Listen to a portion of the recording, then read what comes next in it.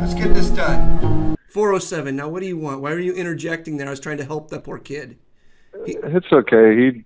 There's nothing you can do to help him. I was wondering what the best poker card is. Oh, you fucking idiot. Listen to me. Everybody knows, everybody on the planet knows that the best poker card is the Ace of Spades! Ace of Spades!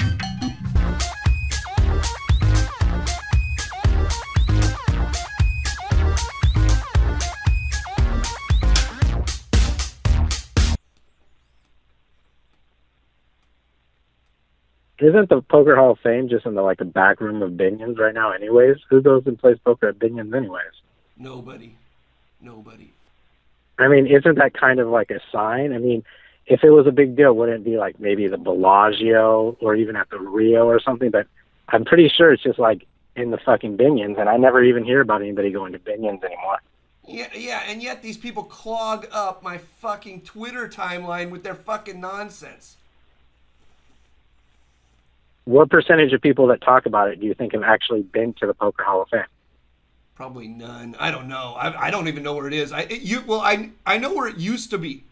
Long time ago, it was on the, like you said, it was on the wall at Binion's Poker Room. It wasn't, I don't think it was even called the Hall of Fame. I think it was called the Wall of Fame. And basically, I think that it was just people who had won the main event. I don't know. I mean, it was just like, it was all the old timers. It was like Doyle and Johnny Moss and Sailor Roberts. It was like, whatever, who gives a fuck, you know? It's like a guy would walk up to you and ask you for $100 to play in the Nooner event, and you'd be like, "Oh, I know you. You're on the Poker Wall of Fame," you know. It's like a guy would angle shit, like fucking. I mean, I hate some of these guys are dead. I hate to say anything, but I mean, everybody knows, you know, some of these things. It's like Puggy would angle shoot me, and I'd be like, "Oh, I remember. I know you. You're that guy from the Poker Hall of Fame. Oh, you're the guy who just turned your hand over out of turn and pretended I said check. You fucking angle shooting motherfucker. You think I look like I just rolled off a turnip truck?" I did look like I just rolled off a turnip truck, by the way. So I just don't. It doesn't make any sense to me. It's all so fucking stupid, and yet there's so much hand wringing that goes on about it, and blah blah blah. Here's what you know what? I don't like to be negative. I like to be positive. So I'm going to say something positive. If you love playing poker, and if you are motivated to find good poker games, there will always be a good poker game for you somewhere. Period. There will always be a good poker game for you. And whether or not anyone plays in the stupid fucking main event of poker, I mean, how many people played in the main event of poker in 1998? I mean, who won that year? Was that Jesus Ferguson? I don't remember. Who the fuck? I don't know. How many fucking people? It's fucking hot as fucking It's very humid in Los Angeles. How many people played in the main event? I don't know, 200, 300 something? For those of you who played back 350. 350.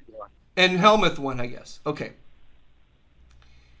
How many people who played back then at Hollywood Park or the Commerce or at the Mirage, because that's where all the action was then, at the Mirage, how many people who played back then were like, we need more poker players coming to try and be professionals.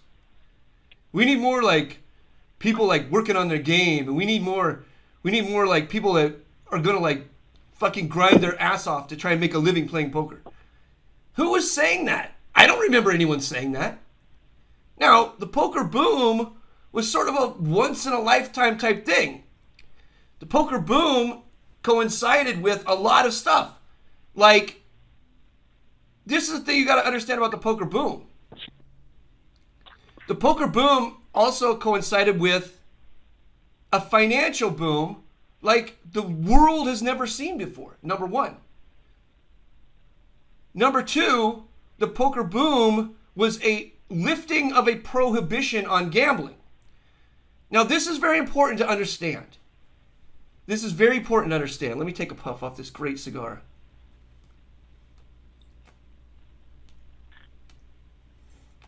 The poker boom was a lifting of prohibition on gambling.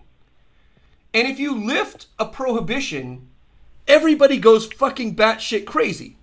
Just like with DFS when they first lifted the prohibition and everybody could bet on sports. DFS was a really fucking big deal. And now they slowly crack down, they slowly crack down, they slowly crack down.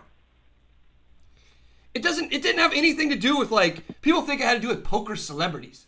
Nobody gave a fuck about poker celebrities. Believe me. No one gave a fucking flying fuck about poker celebrities. Let me prove it. Let me prove it.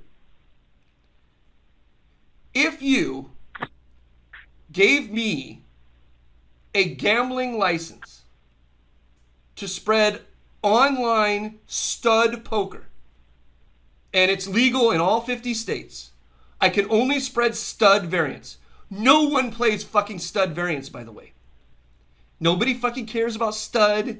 Nobody plays stud variants. So I can spread Raz, stud 8, and stud, whatever. There would be a stud boom. There would be a boom in stud poker like you've never seen before in your entire fucking life. It would seem tomorrow like everyone plays stud. That's what it would seem like. Because gamblers in Utah and gamblers in Texas and gamblers in all these states where there's a prohibition on poker would be like, well, fuck it. I can't do what I want to do, but I can play stud, so I'm going to play stud. And they would go and gamble on stud. And I would run TV commercials. And the TV commercials would say, stud, the game of the future. Come and gamble and play the greatest game ever invented. I would have like a guy with 6-shooter, pew, pew, just like cowboys, pew, pew, pew, playing stud, right?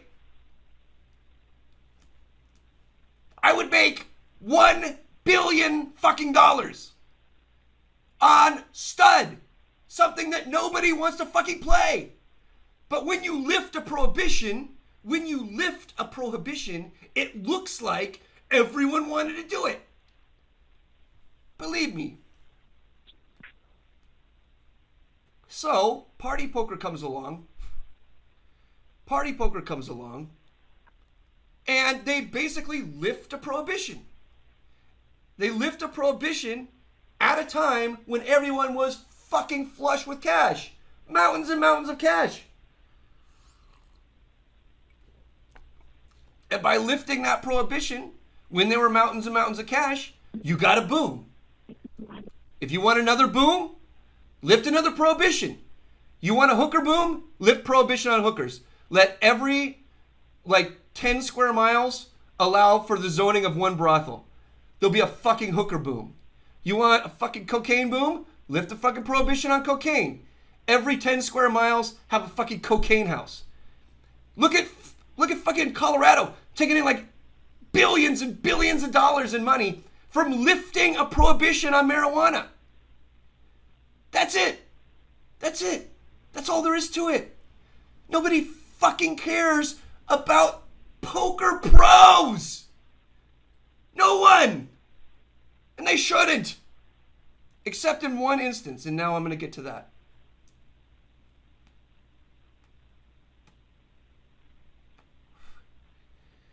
Now listen to me.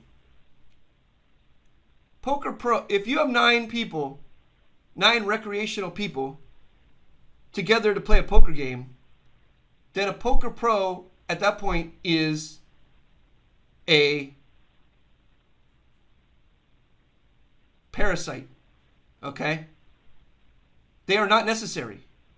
They do nothing to help. Nothing. They make the game worse. Okay?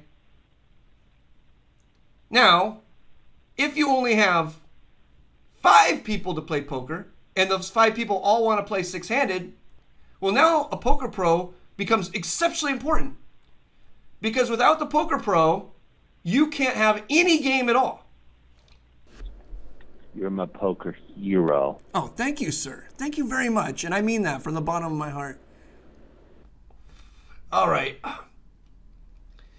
So, yeah, we're already into overtime here.